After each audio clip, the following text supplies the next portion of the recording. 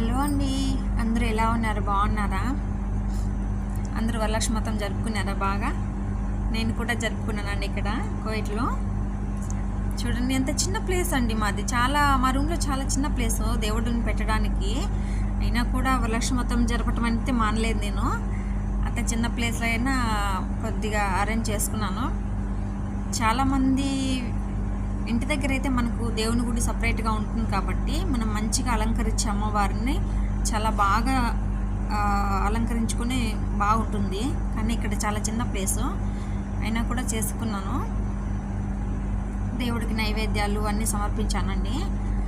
తర్వాత మనకి రావుకాలం వెళ్ళిపోక ముందుగానే పూజ అయిపు చేయాలంటారు కదా, అందుకోసమే 10:30 లోపుగానే పూజ అయిపు చేశాను.